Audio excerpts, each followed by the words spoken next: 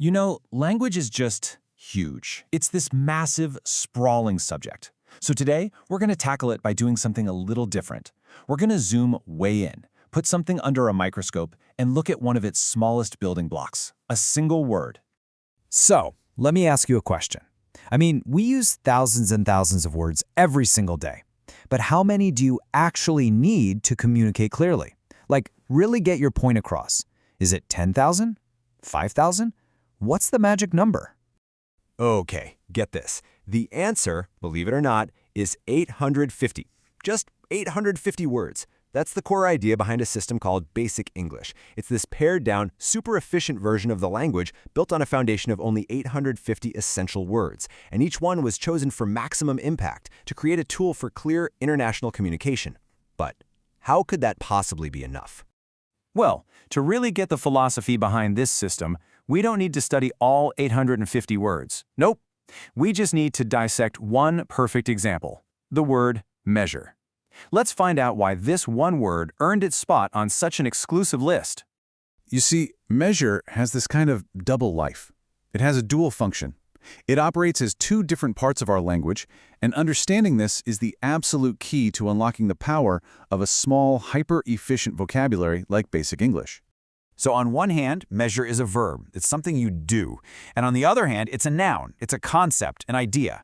Let's break down both sides of its personality, and we'll start with the action. All right, let's dive into measure as a verb. This is probably the form of the word that pops into your head first, right? The physical act of, well, measuring something. And the definition is pretty straightforward. When you measure something, you're calculating its size, its mass, maybe its temperature, and you're using standard units to do it. It's all about putting a number to a physical property. Simple enough. But here's where its real power starts to become clear.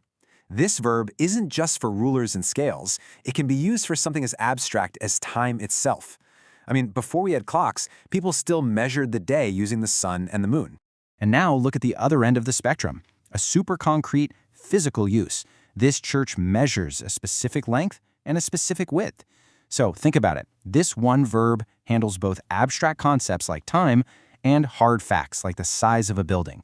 That is some serious range for just a single word.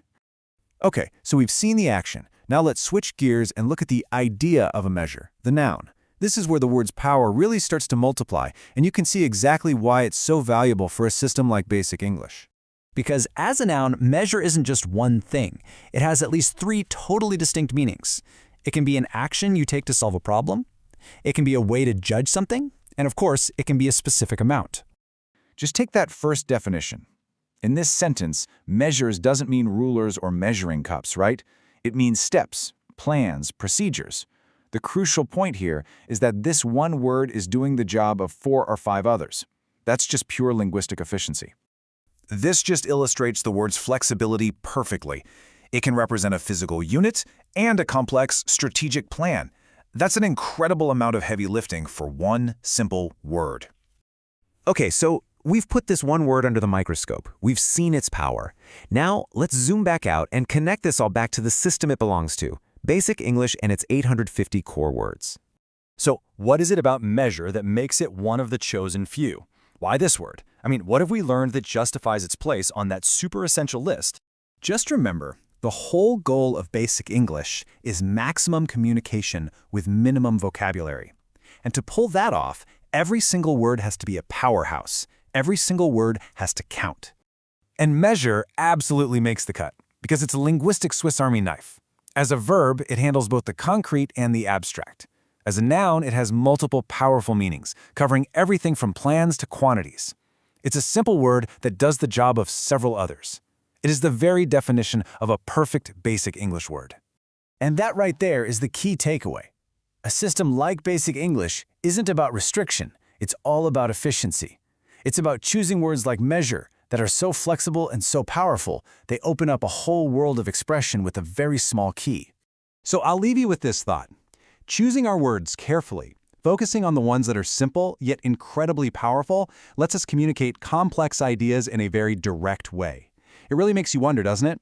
Could you measure your world in just 850 words?